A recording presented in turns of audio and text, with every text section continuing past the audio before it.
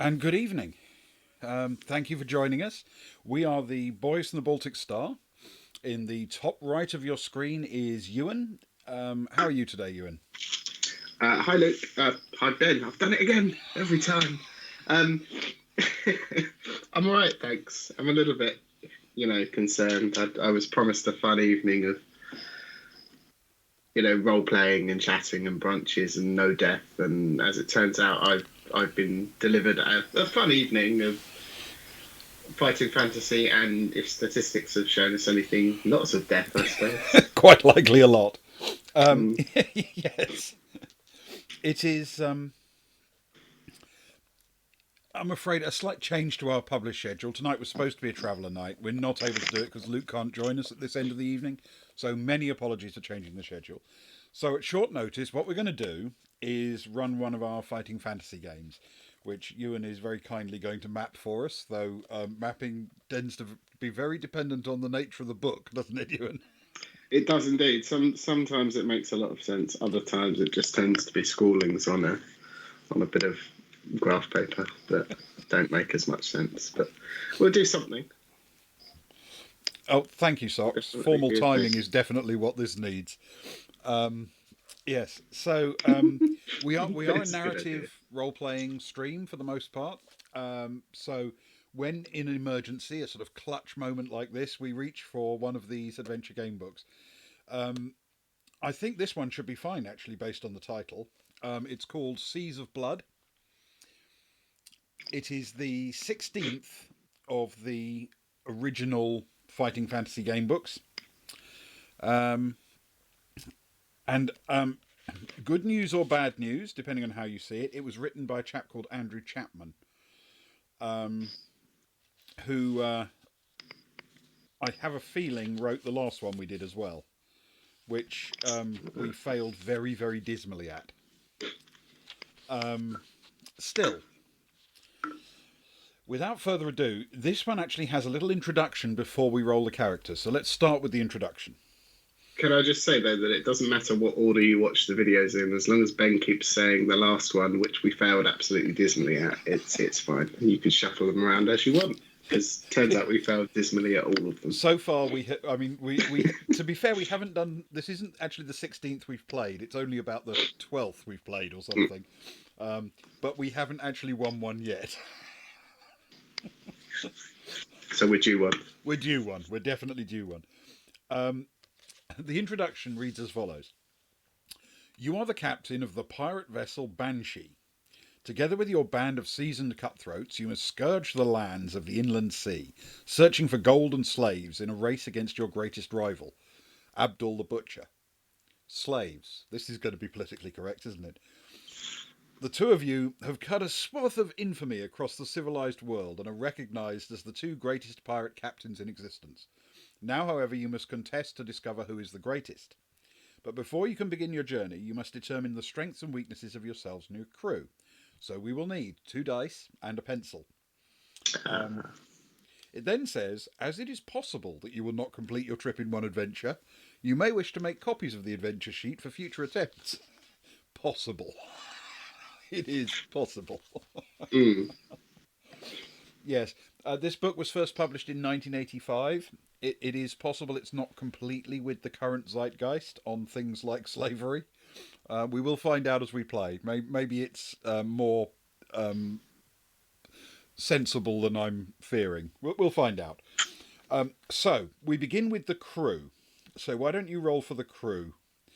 Um, you need to roll 1d6 and add 6 to it, and that gives us the value for crew strike.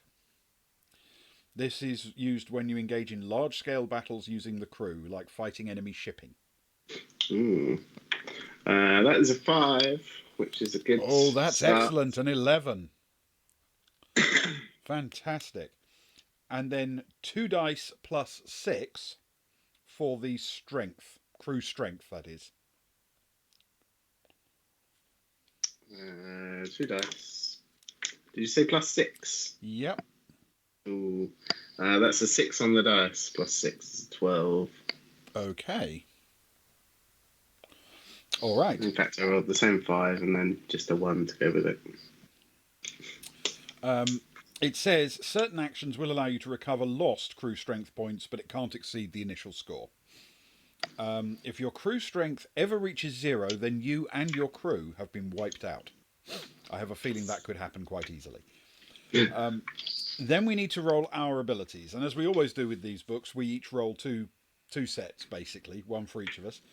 So the skill score is, as usual, 1d6 plus 6 for each of us. It's a 3. Okay, I did all right there. That's a 5, so 11 for me. Very nice, Ben. Thank you, Socks.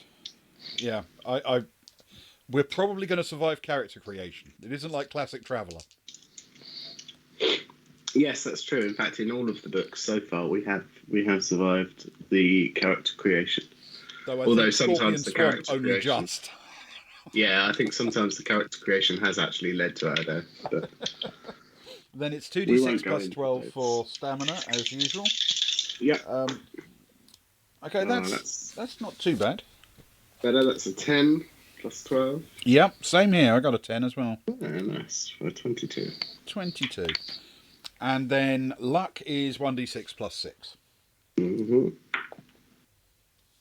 That's a 4. Not too bad. Same. 4 for me. Excellent. Okay. And then, of course, it all goes down. And then we've got to knock off 4 from our total. Because there are 2 of us. Because there are 2 of us. So I'm going to do my usual trick and knock stamina down to 18, I think. See, I'm not as...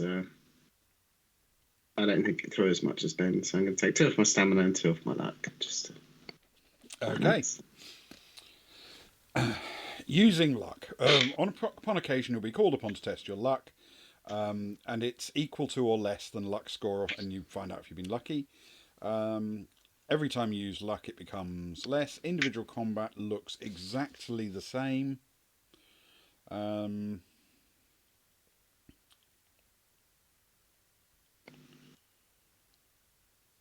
Yep. Large-scale battles. Very similar manner to individual things. So anytime it says an opponent has strike and strength instead of skill and stamina, that's that's when you use the large-scale thing. That's a ship battle. Yep.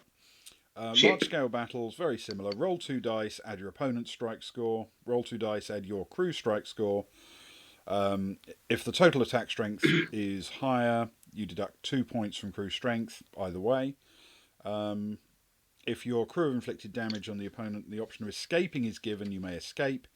Note, however, this has a penalty. You automatically lose 2 strength if you escape. And that's the game, basically.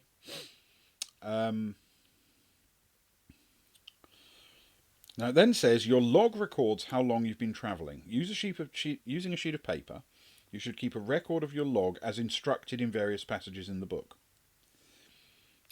Okay, so there may be things that we'll be told to note down. So this might be like a time, I guess, maybe. Maybe, 2 days. So it might be when you get to the end, it'll say, if your log has reached this number of days, then you automatically have to go to the end or something. Yeah. Yeah. We will find out. Do not fast go. For every day you add to your log, you can recover a point of stamina. That's good. But your stamina can never exceed its initial value. Yeah. The more time you spend resting, the slower you will travel towards your destination, so beware.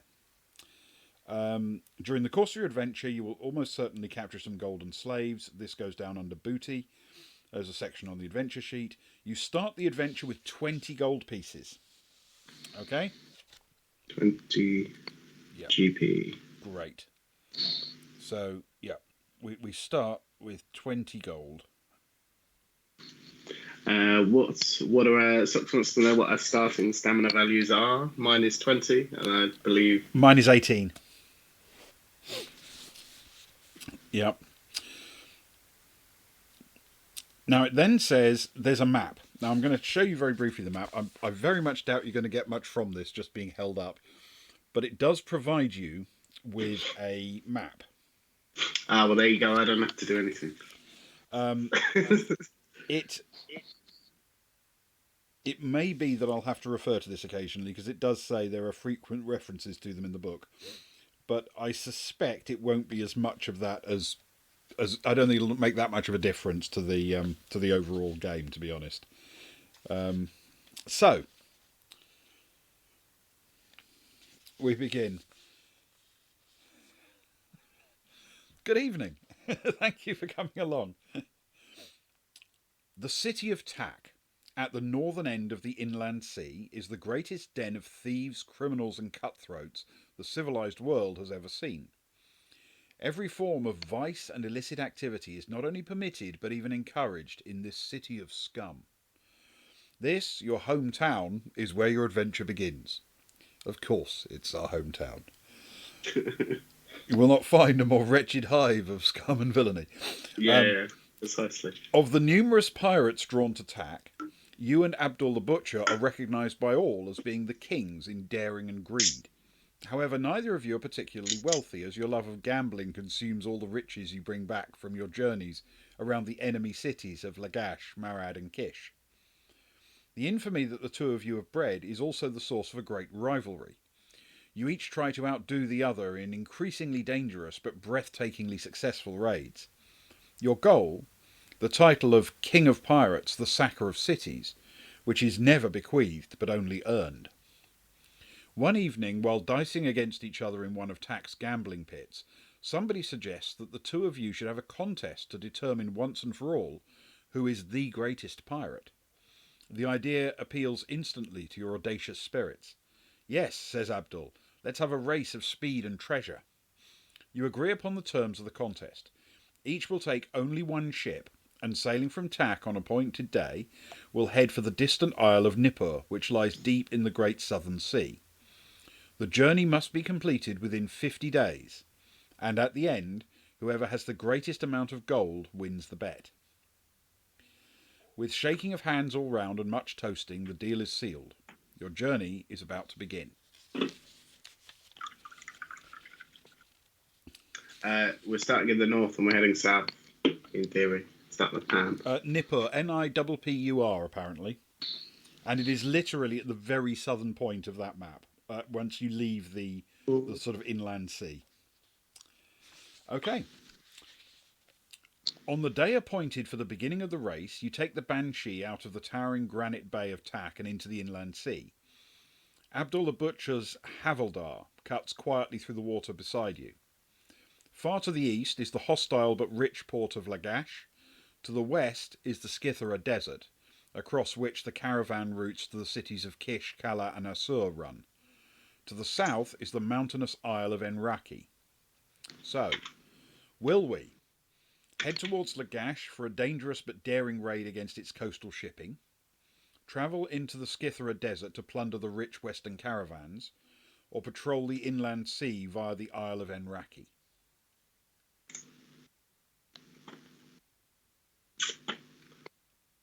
There's some options. None of them seem like doors, which is what's throwing me slightly, Ben. Yes, I agree. None of them look like doors. I mean, this is going to be an incredibly sort of narrow way to look at it, I guess. But last time we played one of these books, we didn't ever get to have any ship combat. Yeah, no, that's very true. And one of the options says head towards Lagash for a dangerous but daring raid against its coastal shipping. So has that sold you? It kind of makes me lean that way. Yeah, let's go on then. That sounds good to me. Okay. It could be. You're immediately sunk and die. Yeah. I'm going to tell you now what I'm doing with the map is I am literally probably just drawing, hopefully, something similar to what you've put in the book. Just so that there's something on the screen. Lagash is to the east of Tak on the north coast of that bay you've just drawn. Yeah. North coast. Yeah, far to the east on the north coast. Cool. Sort of right in that corner, yeah, pretty much. Wonderful. Lagash. Yeah, and the little square you've put is roughly where Enraki is.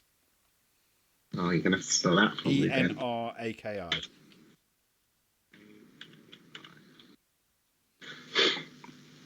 Wonderful. Okay, this Yeah. is very good. We're making good progress. We turn to page 55. At this point, progress is going to be terrible. Okay, roll 3 dice. If the result is less than your crew strength, add 5 days to your log and turn to 68. If it's equal or greater than crew strength, add 6 days to the log and turn to 181. So, roll 3 dice, please. Hope for some low numbers. That is a 4, a 5, and a 1. So, a total of 10. That is equal to or less than crew strength. That's excellent. So, 5 days on the log. Good stuff. That's Which also a means good we can start. recover 5 stamina points, but we're full health anyway. Thank you, Socks. So 5 days on the log, and turn to 68.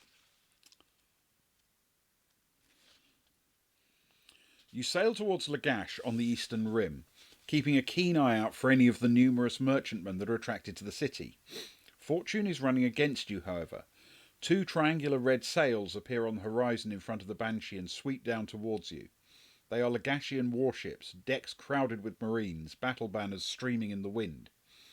You heel the Banshee about and try to outsail the intruders. Roll 3 dice. If the result is less than your crew strength, turn to 87. If it's greater, turn to 175. Oh, I hate these where I don't know what's good. Yes. I'll tell you what, let's put a log over here so we've got it on screen as well, just in case. I believe it's your turn, Ben. Oh, good. This can only end brilliantly. Right. That's a 3 and a 5 and a 2. So a total of 10. Less than or equal. Okay. Turn to 87. Yeah, that's... Cunning and skillful sailing puts one of the warships far behind. However, the other warship stays with you and eventually pulls alongside with a shower of grapples and arrows. You will have to fight.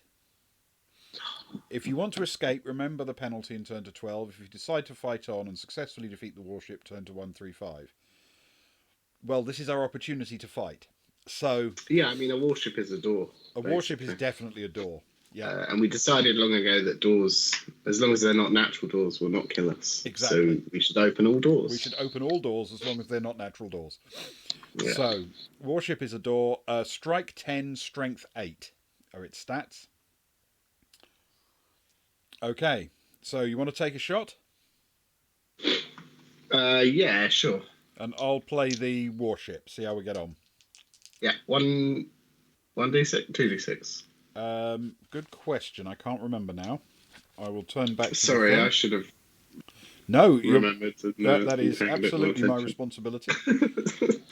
Combat. Roll 2 dice and opponent's strike score. Okay. It's 2 dice plus your strike score. Yeah, 2 dice plus strike. And they are Cool. strike 10. Ours is 11. There's an 8 on the dice for a 19. Okay, and theirs is 10, and that's a 9 on the dice for 19. So no harm done either way. Yeah, we may not be the best pirate, let's be honest. No, this is on the crew, though. You know, it's down to them. That one's a 7. And for an this 18. one's a 6, total of 16. So they take 2 down, they're down to strength 8. Now we've inflicted damage, we can run away if we want to, but I feel not. Yes? Yeah, I think we're okay. It's the first one. What's the worst that could happen, What Ben? could possibly go wrong? Yeah. It's not like we've ever died this early before. Oh, that's good though. That's 11 plus 11. That's easily good 22. enough. I rolled a 4 plus 10. So yes, that's down to 4 for them. They're halfway to dead. Good times. That's a much not as good 7. Much not as good as 7 for an 18. It's going to be all right though because I rolled an 8 for also 18. So no harm done. Ah. Do you want to carry on? Yeah, I think we're in for the long haul now. I think we are. We're halfway there, as Bon Jovi would say. That's a 4, unfortunately, though, which makes it a 15. That's a 7 for them, total of 17. So I'm afraid we lose 2 off our crew strength.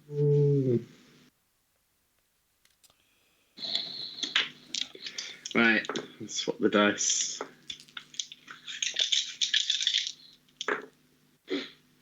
That is a much better 9 for a 20. 9 will do it because that I also rolled a 9, so that's 19. They're down to 2 strength. And there's no way we can run away now. He says as he rolls a 5 for a 16. I'm afraid it's 19 for them. That's going to cost us another 2. We're down to 8, aren't we? Yeah, that's 8. Okay. All right. Sticking with it? Sticking with it.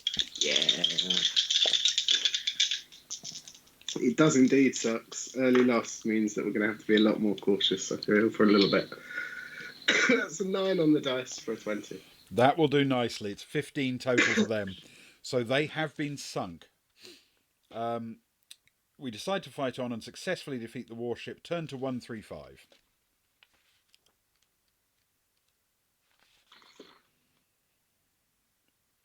Just what we needed to set off our Yes. pirate adventure. With the warship defeated, you board and search for loot. You find no gold, but 5 excellent captives from among the Marines to sell in the slave markets of the Eastern Rim. Returning to the Banshee, you put the enemy vessel to the torch. Will you head back to the inland sea towards Enraki, or down the coast towards the Rivers of the Dead? Ooh.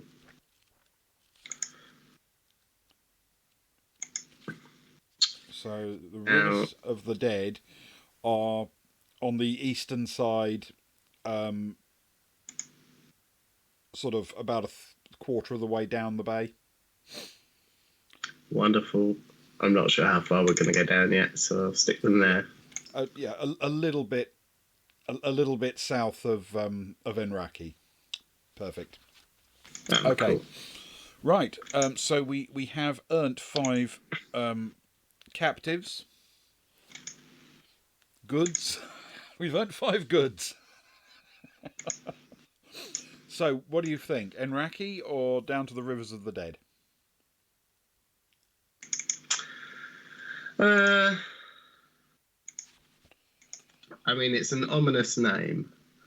I'm not going to lie, Ben. True. But we'd have to, just taken on a warship. And defeated it. It's just a name. I'm sure the warship had a name as well that was equally as terrifying, if not more terrifying. Probably, yes. Yes, it was probably called Unsinkable or something. Yeah.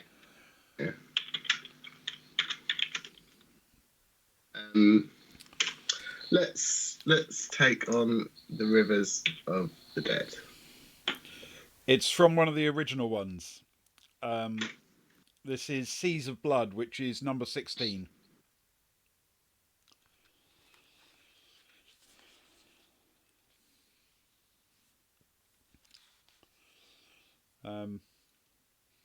We do these kind of things for a bit of fun. So, Rivers of Dead, you reckon? Yeah. Yep. Excellent. Rivers of Dead, turn to 197.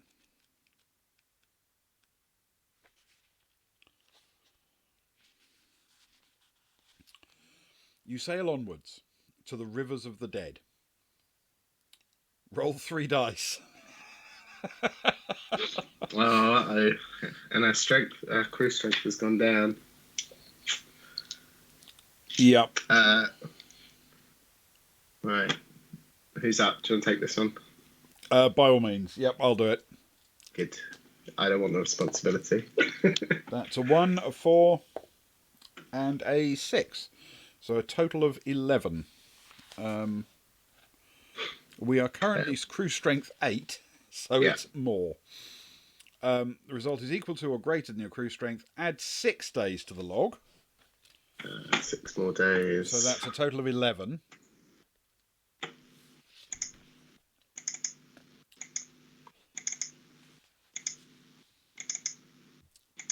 Dropping anchor by the mouth of the largest river in the group, you disembark with most of your crew and march inland, looking for settlements or caravans to raid.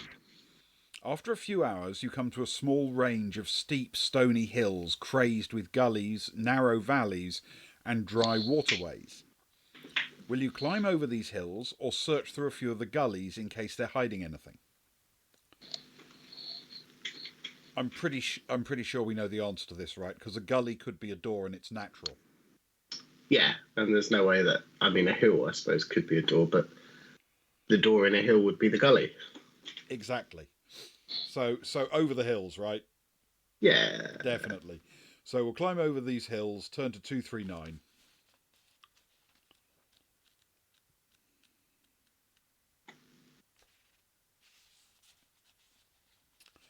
Yes, I agree, Socks. Very much a door. Climbing over the crumbling surface of these devastated hills, you stumble across a cornerstone from a piece of monumental masonry. Getting your crew to dig the earth and rocks away from around this, you find an ancient stone entrance to what may be a buried crypt, temple, or mansion. Pulling away the stones that block the portal reveals a narrow but straight tunnel, plunging at a steep angle into the hill. Will you go down to this tunnel with a few of your best men, or close the entrance up and continue your march over the hills? This has got to be a door, right? Yeah, and not a natural one. Not a natural door. Clearly man-made. Yeah. Definitely. We're going down the tunnel with a few of our best men. Turn to 158. For anyone new in chat, natural doors have a tendency to kill us. But other doors seem to be okay. Yes. So that's our... This is the logic. Is line 1 of our algorithm for playing these books. We've yet to develop line 2. We don't have any other plans at all. It's No. just this. It's possible, given the fact that we've never successfully completed one of these books, that our algorithm may need work. Yeah, I wouldn't recommend following our lead on this one. Lighting torches, you and your companions ease your way into the tunnel and edge down through the hill. After a few hundred yards, the tunnel ends in another doorway. This one is blocked. Leaning against it to test its strength, you're surprised to have the floor beneath you flip open, dropping you out of sight of your equally surprised companions into a narrow chute. You tumble down this for a few seconds before dropping into an open space and landing in a subterranean lake. Spluttering to the surface of the water, you look around. Turn to 53.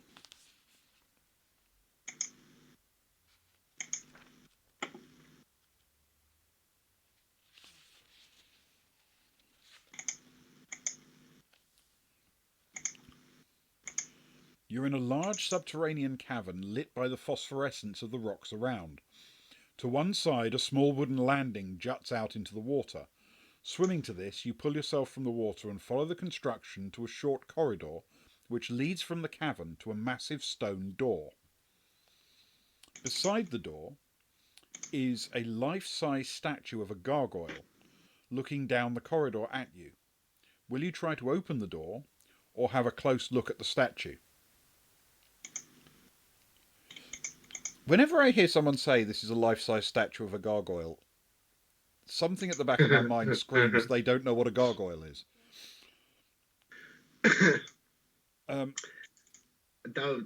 better than, the screaming in the back of my mind that says that it's about to come alive and kill us.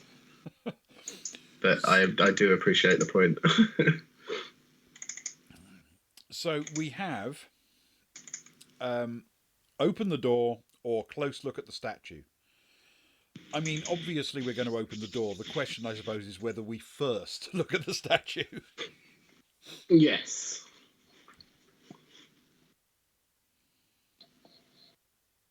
What do you think? Let's No, door is the door. Let's door. Door is a door. Let's I don't door. want anything to do with the deadly coming to life, gonna kill me statue. Excellent. Unless you do, Ben. Of No, course. no, I'm fine with the door is a door. We will try to open the door. Turn to 69.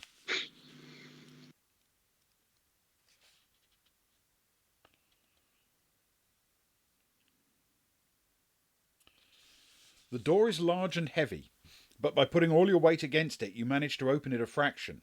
As soon as the door gives, however, a tremendous splintering sound echoes from above. A stone block weighing at least several tons has tipped from its place above the door and is falling to crush you. Test your luck. This could be it. Door's definitely going to door. Right. All over us. by the sounds of things. That's a total of 8. That is... Yep, I've survived. It's cost me a luck point, of course, but I've passed my luck test. Wonderful. On the nature of this, I assume we're both testing. I think so, yeah. Yeah. Just. Mine's a 7. My luck is 8. So my luck is now 7. Well done. So we are both, in fact, lucky. We turn to 99.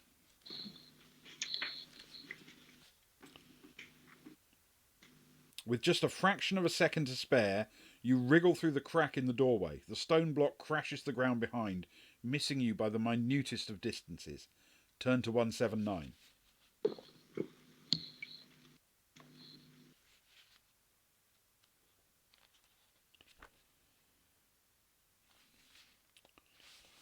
Through the door is a long, narrow hall whose walls on either side are regularly punctuated with alcoves. The floor is strewn with a large number of grey ovoid stones, each about 2 feet in diameter. At the far end of the chamber is another massive door. Will you take a look in one of the alcoves, take a closer look at the stones, or leave everything alone and make your way to the other door? Okay, so the stones are clearly eggs or spiders or something, right? Yeah, the stones are clearly something, yes, I will agree. Alcoves are not natural, that's fine, but Yeah. if we're following our logic, we leave everything and make our way to the other door. I mean, if the stones are eggs, then really they're doors. And I would argue that alcoves are also doors, just without the actual physical door.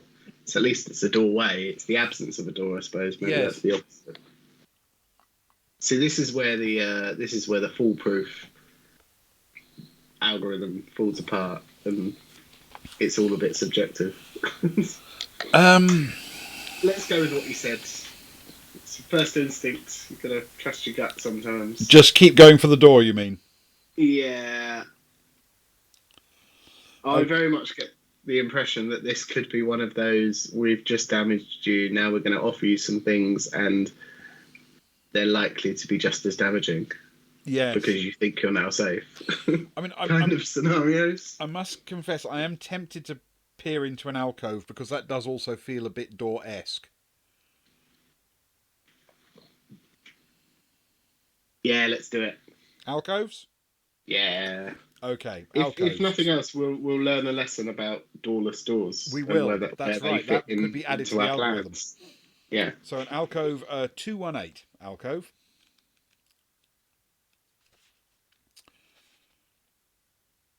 The alcove into which you look is shallow, covered in cobwebs, and occupied by an ancient human skeleton.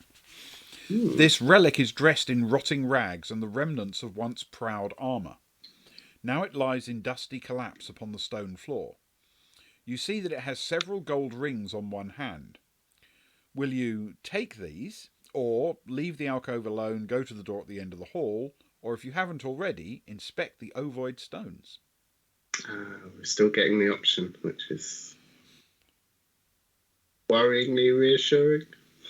Well, I suppose that does mean that because it says if you haven't already inspect the ovoid stones, implies that it is possible to inspect the ovoid stones and survive. And not insta death, yeah, Yeah. definitely. Um, I am a fan of taking some rings though. Whilst yeah, we're here, rings sound no good, to be trouble. honest. It's all booty. Yeah, let's go for Pirates would some say. rings. Let's take some rings. Take the rings. Turn to 11. Cool.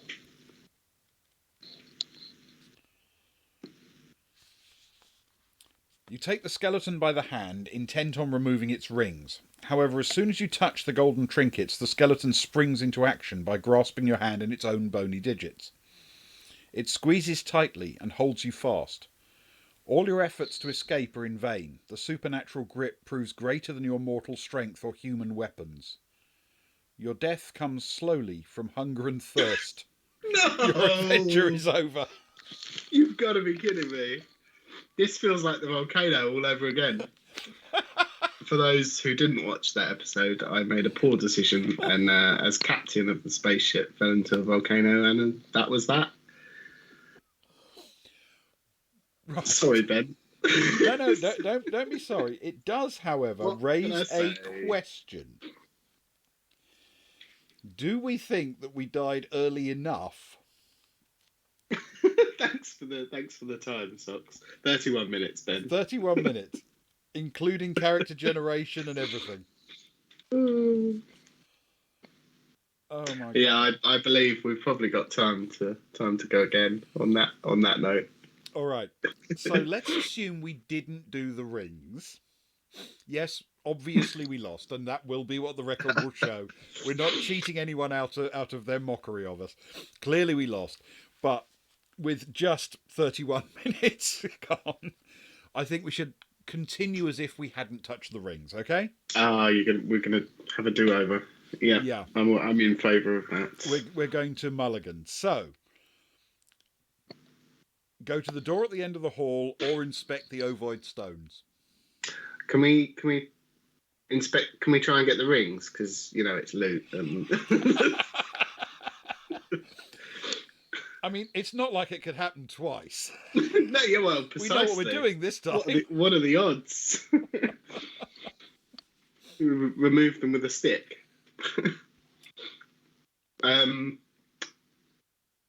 Your choice, Ben. I feel because I chose poorly last time.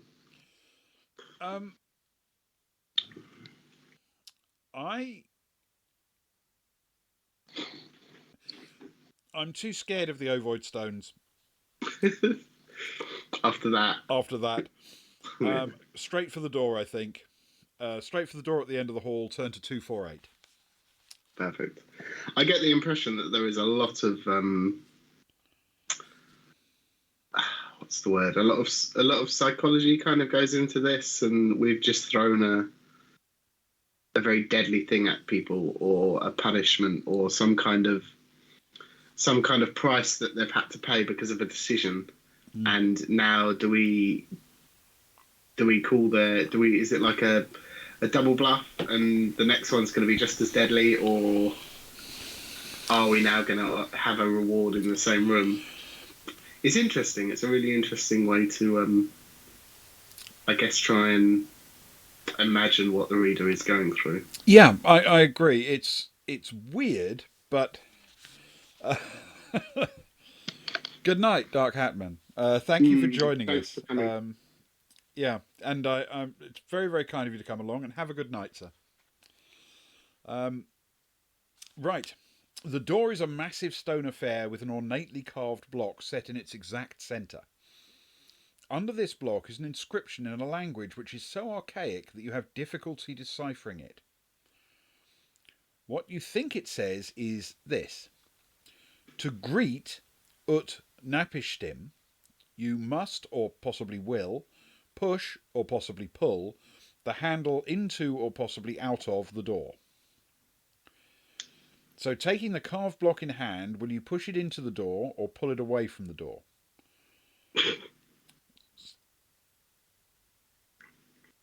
We don't know whether it says push or pull, or in or out, basically. So it's a random thing.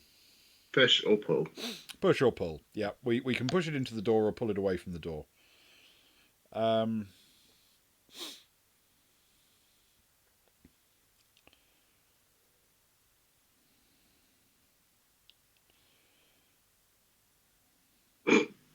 I'm going to be honest. I think we're less likely to have a hand chopped off if you pull it away from the door rather than push it into the door.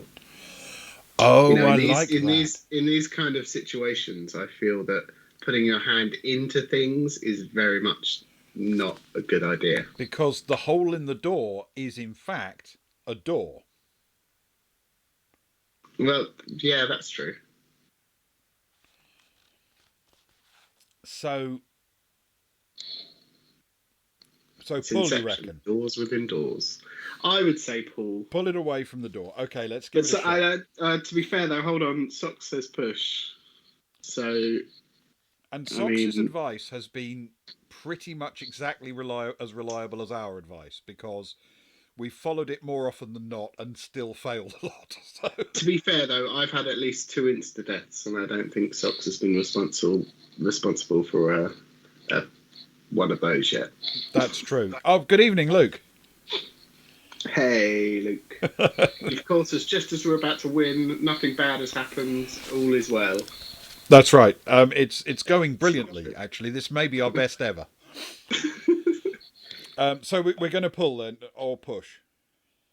Let's go with Socks. Let's go push. Push. I trust Chat. Okay. Chat knows all apart from Luke. We're going to push it into the door. Turn to 258. So be it, Socks. If I lose a hand. As soon as you start to push, the block explodes with a shattering roar. Roll 2 dice and subtract the result from your stamina. My God. This could be brutal. This really could. And that's an 11 I rolled. Oh, Ben. So I'm down to 7. I am down to 14. The good news is, though, every day we travel on the ship, we can increase it by 1. Is that correct? Yes, we get a stamina back for every logged day, assuming we make it out of this hole in the ground, of course.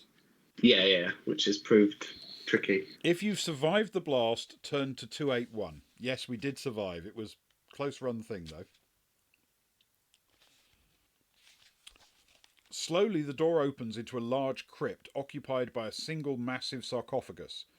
All around the edge of the lid is an inscription repeated over and over, which reads, Ut Napistim, Keeper of the Waters of Retribution.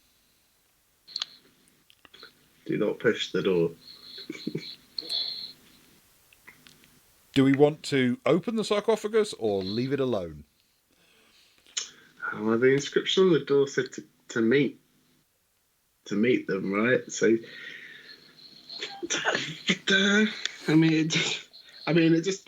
it leads to more questions. Yes. Keeper of the Waters of Retribution doesn't sound all that friendly. No, it doesn't. And maybe we'll want to meet them, but you also meet a foe, don't you? It's yeah. And a sarcophagus is a door.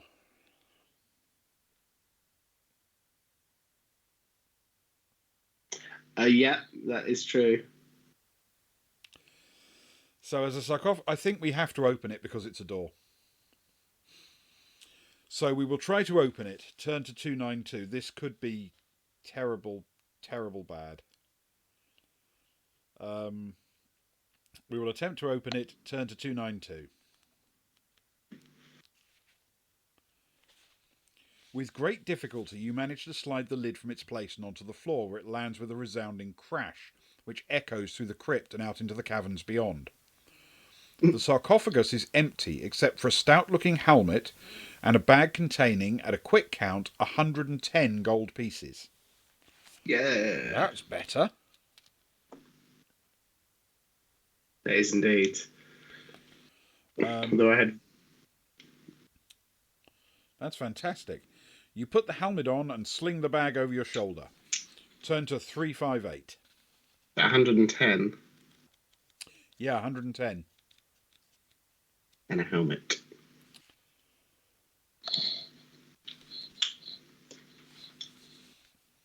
Above the sarcophagus in the ceiling is a large stone ring surrounded by a circular inscription written in the same archaic language as that on the door to the crypt. It says, push or possibly pull this key to be better or possibly worse, life or possibly death, or suffer ut napistim's trial. Standing on the sarcophagus, you take hold of the ring. Will you pull it down or push it up? Ben, just quickly, what's your stamina currently? 8. For socks. Ben is, socks. Ben is on 8. See, this is exactly that situation that I was talking about before with the psychology and the writing, and we've just pushed the door and it's exploded and cost us some stamina, and now it's offering us another push or pull. Yeah. Is it as simple as just doing the opposite, or was the other one right last time and we now want to do the opposite this time, which is the same as what we did last time?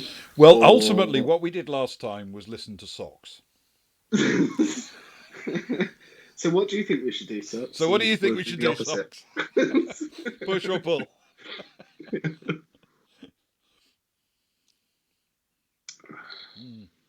It's a very good way of looking at it, Ben. Because I'm tempted. I assume that pull would have been the right one last time. Yes, but then does that mean that pull is the right one this time, or does that mean that it's likely to be the other, completely the opposite? And I feel like we're sitting at a tiny table opposite a very short man who's telling us he's Sicilian.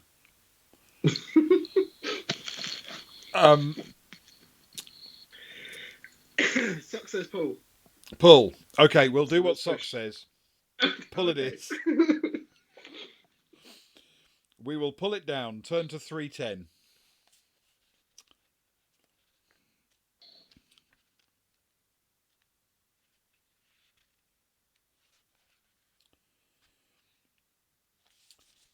The ring moves with a solid click.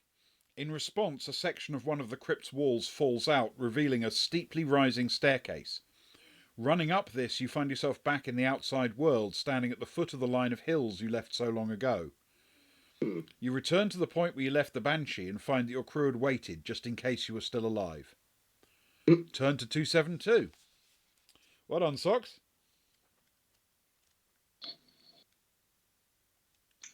We survived.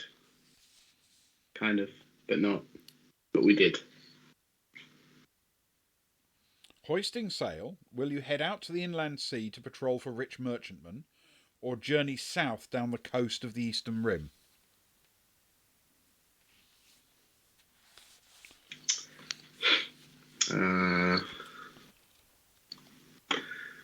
That's a very good question.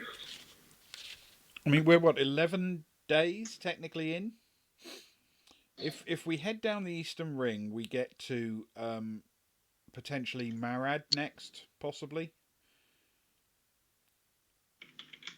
We're in the middle of the inland sea. Yeah, we're sort of heading down the eastern coast of the inland sea.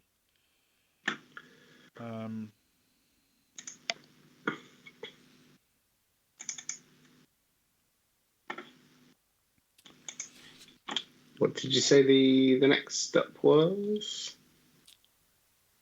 Well, essentially, if you keep going down, the next one's the city of Marad.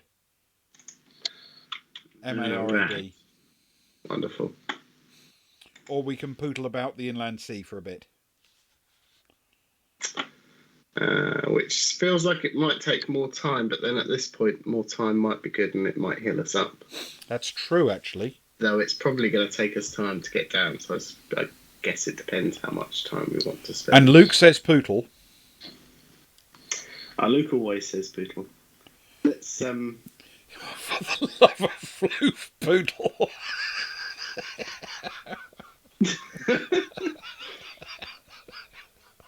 Can you make that a t-shirt, please, Luke? For the love of floof, poodle.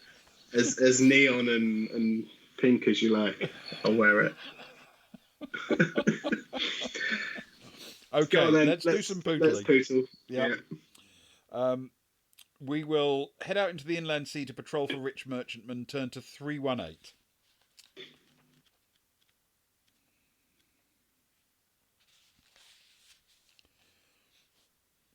The Banshee cuts through the quiet waters of the inland sea. Your lookouts keep a continuous watch on the clear horizon for any sign of shipping.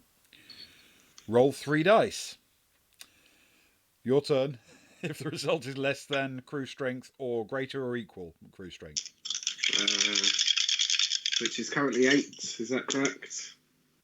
It's way over. I got a 456. It's well over. Equal to your greater than crew strength. Add 5 days to the log. Which is good because that means our stamina can go up by 5. Stamina can go up by 5. Very handy. That gets me all the way back to 15. I'm sorry, 12. I am currently on 19 now, one below my max. Great. Which is good. It then says, if your log is an even number, turn to 363. If it's an odd number, turn to 294. It is an even number. Is it? I think so. It 16. Is an even number. Yeah, you're right. So I clearly can't read tallies or add. So it is an even number. Turn to 363. Wonderful.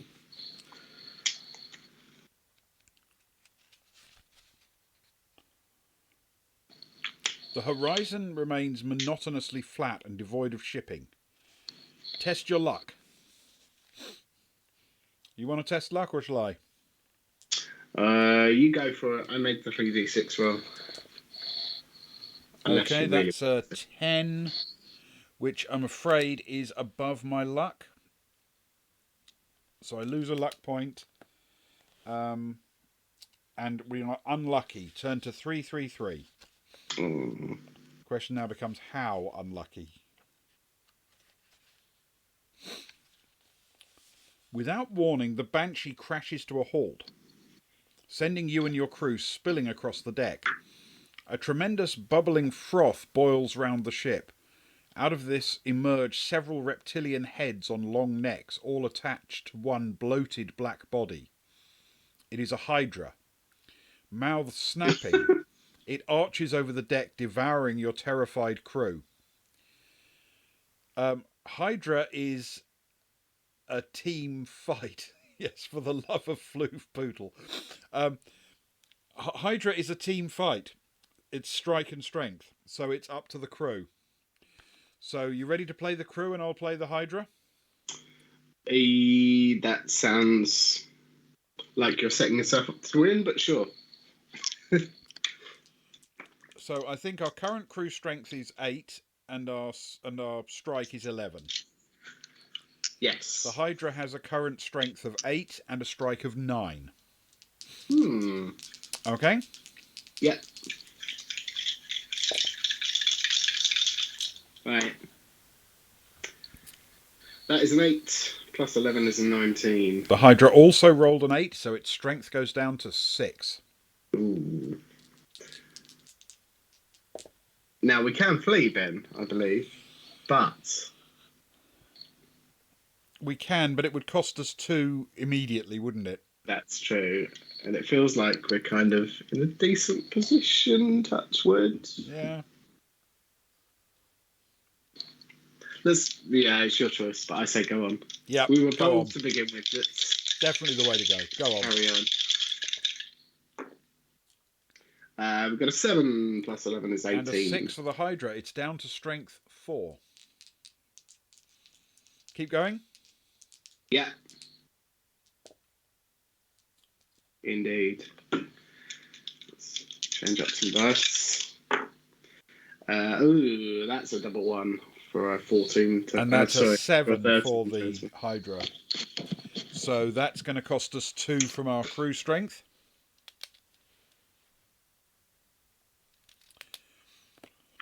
After this battle, I think we're going to have to aim more for land-based encounters, aren't we? Need more crew. Yeah. Okay.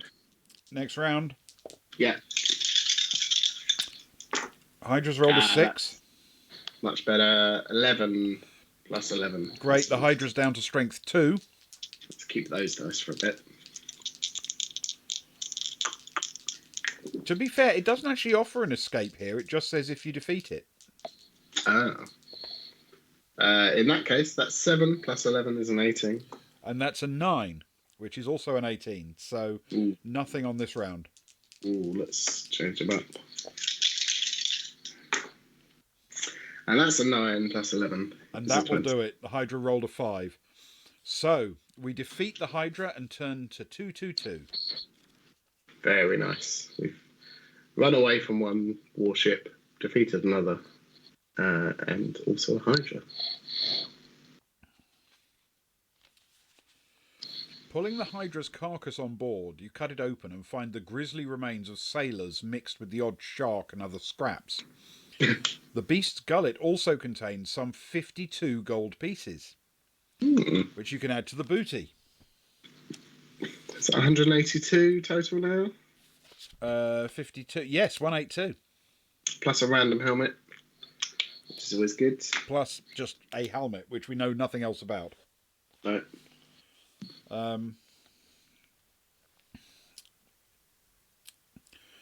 You throw everything else back into the sea. Will you continue to patrol the inland sea by heading to the shoals of Trista, or change course and travel either to the west coast or the eastern rim for a bit of coastal raiding? Okay, so quickly checking the map.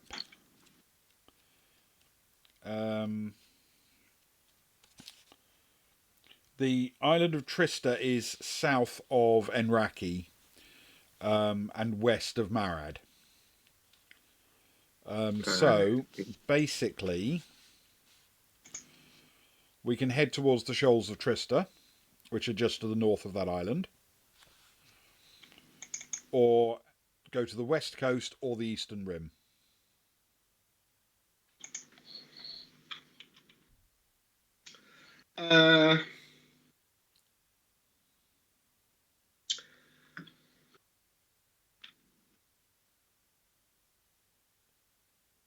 Sorry, Ben. I'm suffering with some decision paralysis. I will leave it in your fine hands. I think we need crew, don't we? Most definitely. Where we're likely to find them, I don't know. Nor do I. Is it Trista? Yeah. Wonderful. And Socks, my stamina's currently 12, and I think Ewan got a boost as well. I'm on 19 at the minute. And days logged is currently 16. But we do have still 5 interlopers. Yeah, so I don't know. I suppose I'm tempted to say we're on the east coast. Let's keep heading south that way. Maybe? Yeah. That is the goal eventually for anybody who tuned in after we started. There is a place to the south. What was the name then? Something. It's called Nippur. Nippur. Sorry to put you on the spot there. Which is the end goal for our voyage. So yeah, let's go south. We've got days log 16. My stamina is currently 12. I'm on 19. There you go. Yeah, other than that, we're there. We've only fought one ship battle, and we won it, and we've killed one Hydra. Indeed. And found an exploding door block. Yeah, and died. Okay, so let's head to the eastern rim then and do a bit of coastal raiding. Turn to 10. Yes, the ship has won 2 battles. And only one of those was after we were already dead.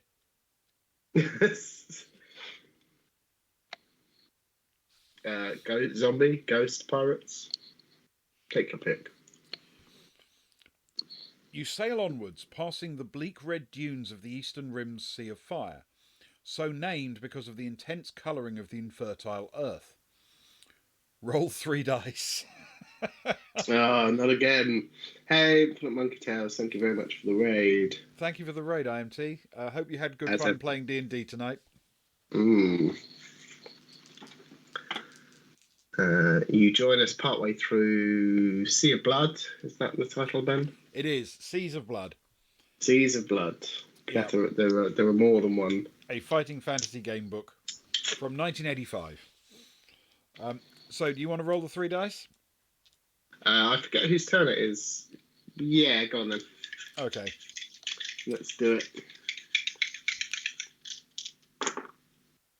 That is an 11 total, with a 6, a 4, and a 1. Okay, that is well above our crew strength, isn't it? Yep. Yeah, this is getting to the point where our crew strength has gone down so much that it's likely to go down further because it's hard to roll under it. It is equal to or greater than crew strength. Add 6 days to the log. Okay, that's at least good for the stamina. So that's we're up to 22 days. Yeah, we should be at max, I would imagine. Stamina plus that takes me exactly to, in fact, yep. Takes me up to my maximum of 18. Wonderful.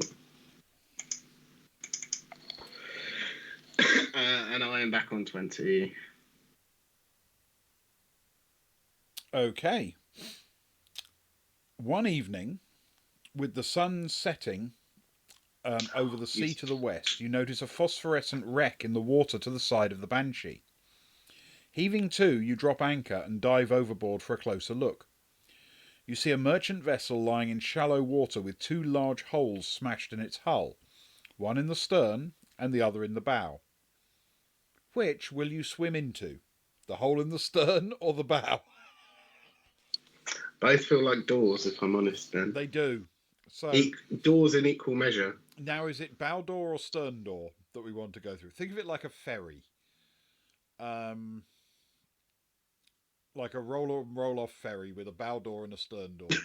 with too many holes in it. Too many holes. Sucks us that you're quite stern, so we should go for the stern door. I feel as though that's a cheap shot, but I'm not disagreeing. I'm sure. Why not? Absolutely. And I'll speak to you later about that, Socks. Okay. We will try the stern. Turn to 44.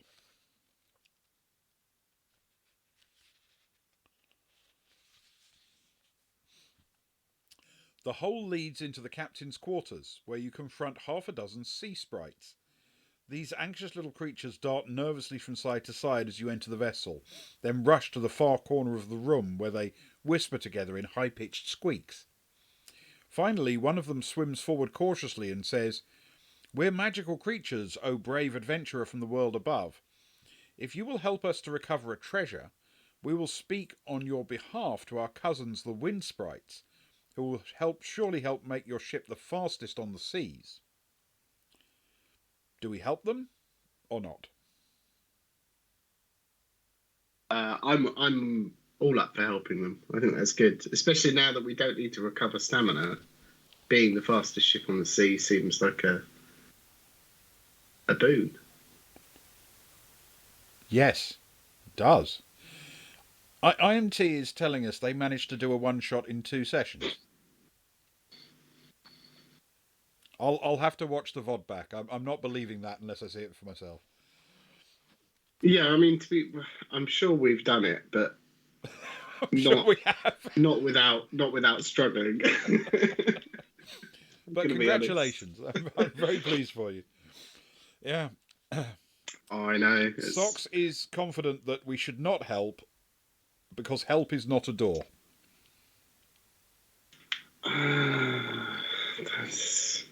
It's hard to argue with such a factual statement. I mean, it is an absolutely factual statement. Helping people is not a door. Let's not help them then. Yeah. That might lead to them getting angry, but then we'll just have to fight them. And the crew isn't with us. We're back up to full stamina. We can go for a basic fight, right? Yeah, that's the worst that can happen. I trust chat more than I trust my choices at this point. So we will not help them. We will turn to 383.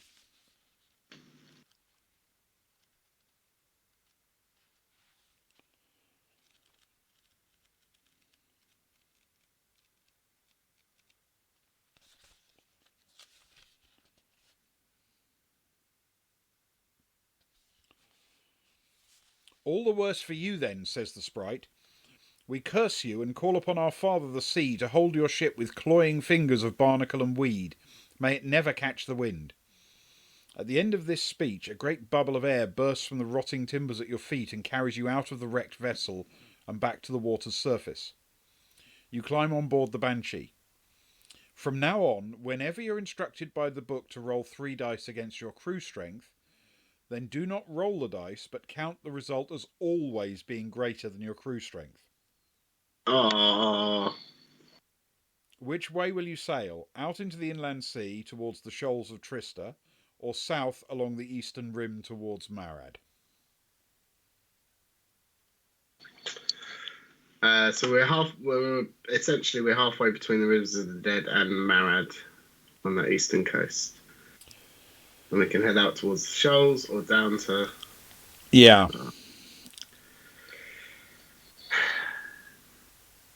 Tough choices. It might... So far we've been luckier sticking closer to the coast, haven't we? Yeah, I am more inclined to say Marad after a encounter with the sprites that cursed us. The less open sea we can traverse without the favour of the wind, the better, in my opinion. In my humble pirating opinion. And at least this way, we are sailing to somewhere that we know will have many doors. Yes, it is true. I feel somewhat upset that some old pirate isn't currently in chat to give us pirating advice. That's a good point. This is actually very much his hitting zone. We are literally playing a couple of old pirates. I feel as though his knowledge would be very handy at this moment. Yeah, precisely. Okay, but yes, let's go on. Let's aim towards Marad. We turn to 191. Oh, I tell you what, I've just realised I'm not putting any numbers whatsoever. But hey, I think we're past the point of no return. You steer wide of the hostile city of Marad. Roll 3 dice if it's less than your crew strength, yada yada yada. It is equal to or greater than our crew strength, as we know. Yeah. So we add 5 days to the log. Okie dokie. That's 27. It is indeed. As you get to within 50 leagues of the Channel of Goth, let me just quickly check what that means on the map. The Channel of Goth, okay, there is an island which basically blocks the entire, all the way across the inland sea, but there is a gap on both ends of it, and the one at the eastern edge by the eastern coast is called the Channel of Goth. The island is called the Isle of Volcanoes, and it's just south of Trista.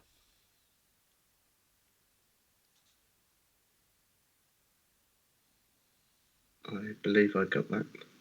Sorry, 1 second. I'll be right with you. But do go on.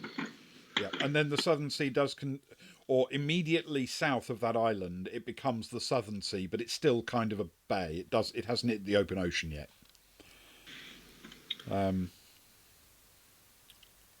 Yes.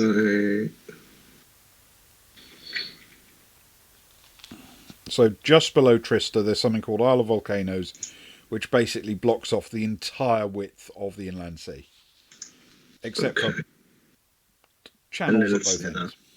Yeah.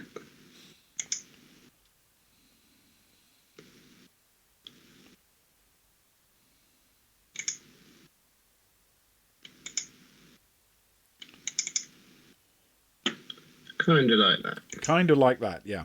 And the one on the east is called the Channel of Goth. Wonderful. Okay.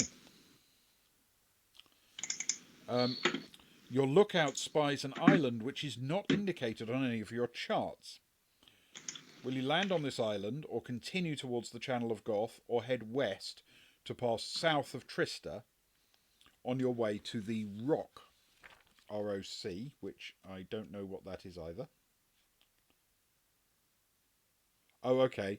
The Rock is basically the channel, the other side of the Isle of Volcanoes. Right. Yeah. Okay, so there is apparently a little island just northeast of the Isle of Volcanoes, which is not on our charts. There is, or so we can do that, um, or continue towards the channel, or head west to pass south of Trista on your way to the Rock. Um, I don't know. What do you fancy?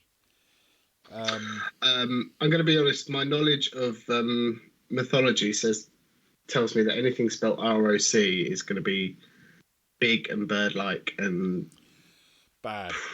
possibly. No, it was eagles, I think, wasn't it? That ate the liver. But yeah, anyway, bad. Not a fun journey. I mean, I have a fundamental problem with, in a very well travelled seaway, an island that doesn't appear on the charts.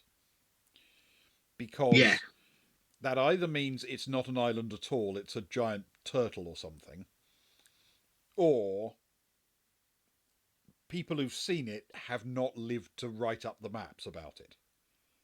yes. Fabled islands that have no information about them are sounds a bit. I'm a bit skeptical of them, Ben. Does this mean we're going with the Channel of Goth? Is that what we've? I mean, that is, I think, my temptation. Yes. Yes, if you're ruling out Rock for not bad reasons, and I'm ruling out the unknown island, then maybe it's towards Channel of Goth. Okie dokie. All right, we'll try that. Would you say the unknown island is about here? Is that what we're saying? It's somewhere just between. it's basically at the northern entrance to the Channel of Goth. Okay. I think. That is all good. Let's get rid of that. I'll throw it in just as a landmass. Probably got that enough space. Okay, we will aim towards Channel of Goth. Turn to 4. Wait, did you say Channel of Goth? Is that Channel of Goth is the eastern one. Yeah, perfect.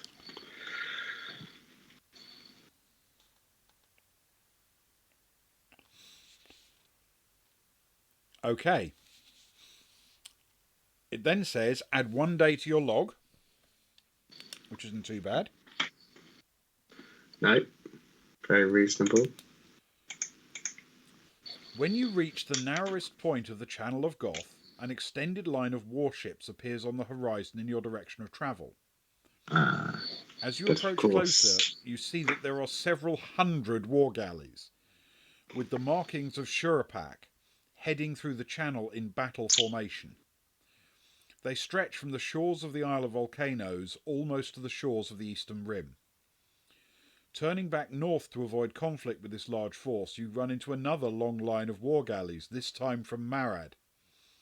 You realise that the two city-states must be at war with each other, and that you have quite inadvertently been caught in the middle of what is about to be an enormous naval battle.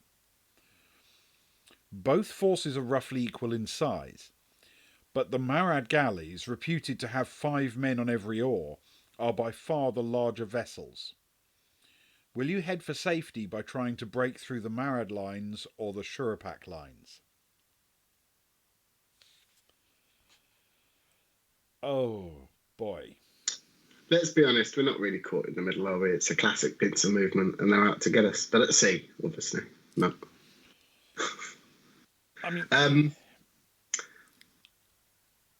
I suppose if we head south, we're at least heading in the same direction we were planning to go. Yeah, that's true. Either way you look at it, we're coming from the opposite side to which they're sailing, and as such could be seen as aggressors. But yes, I agree with you. If we're let's at least not double back on ourselves, I suppose. Okay, then in that case, we will try to break through the Shurapak lines. Turn to 127.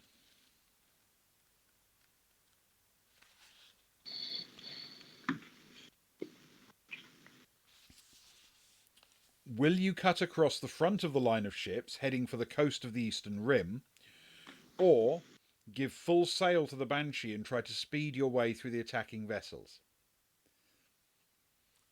Now, I don't know that this is true, but part of me thinks if we go for full sail and full speed, it's going to ask us to check our crew strength. Yeah, and I'm going to be honest. I think going full sail when you know you are cursed and the wind will never be in your favour is not the best idea. Yeah. Not that I tie into such, I believe in such superstitions, but Also, the coast it's is where you true find so the far. doors. Yeah. Yeah, Let's that's head true. for the coast. We'll head for the It's coast of certainly the a- Eastern Rim. Certainly a much less aggressive move than trying to break through their lines. You Oh, we are head at sailing. speed towards the coast, but the warships are moving quite fast and soon cut you off. You have no option now but to try smashing your way through the line. Turn to 19. Oh, is that the same number that it gave us as an option if we were just going to do it in the first place? I can't remember. That's fine, don't worry. It was more out of curiosity as to whether we've shot ourselves in the foot or not, if I'm honest. The Banshee picks up pace as you trim the sails and aim for the space between the two nearest galleys. Will you try to run exactly between them, or veer off at the last moment to crash through and shear one of the galley's oars? I'm tempted to say that's picking a fight with an enormous navy, isn't it? Yes, most definitely. Which we should do. No, probably not. So let's try to run exactly between them and see what happens. Yeah. 296.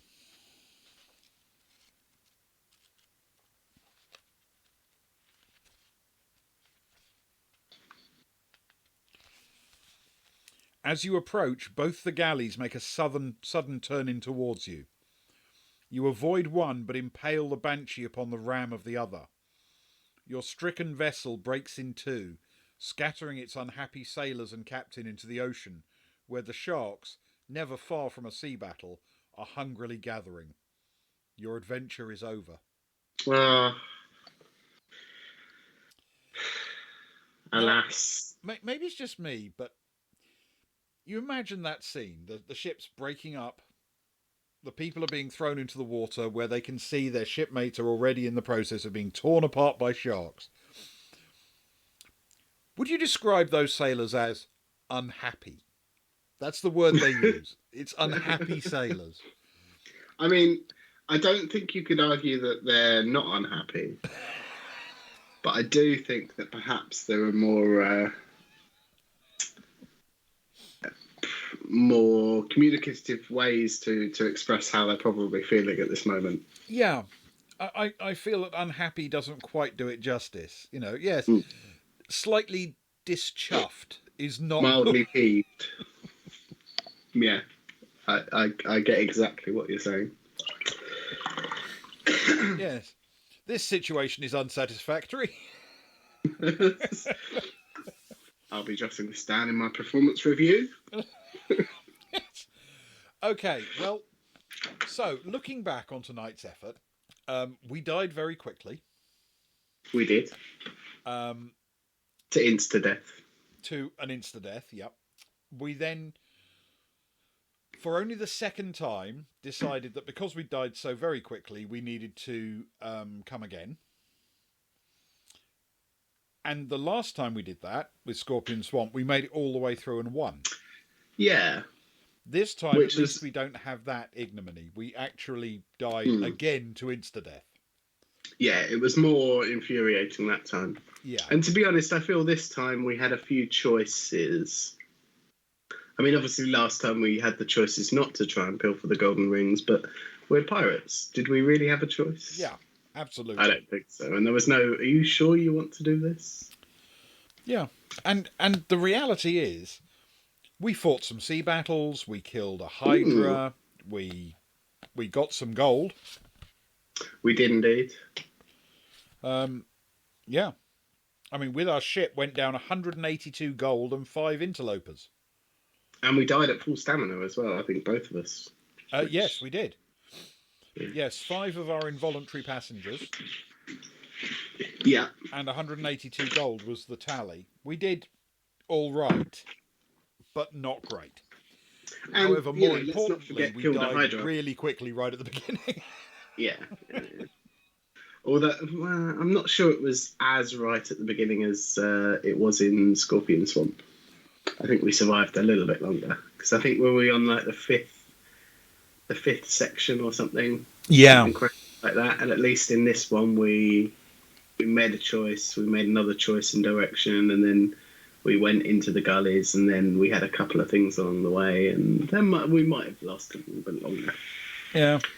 It was still a dismal showing. It was. Here. It was a pitiful effort. But pitiful though it may have been, it was nonetheless an effort. And we put in the time and we did our best. It's just that our best was not very good.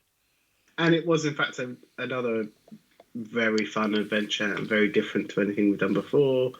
Probably because we actually engaged in some ship-to-ship combat this time, unlike the sci-fi one where we didn't and died in a volcano. Yes, actually, I agree with you. I think this was quite a fun one. Mm.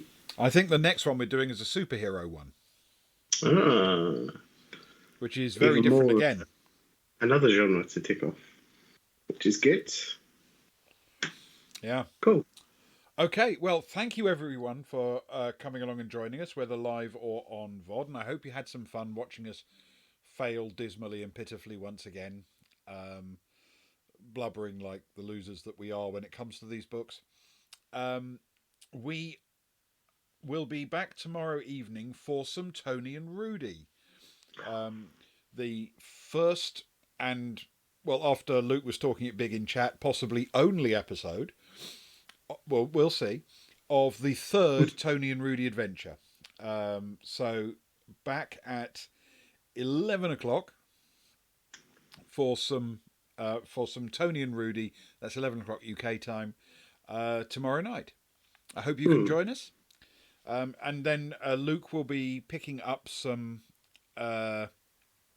Cyberpunk on Monday at about 11:45. Okay.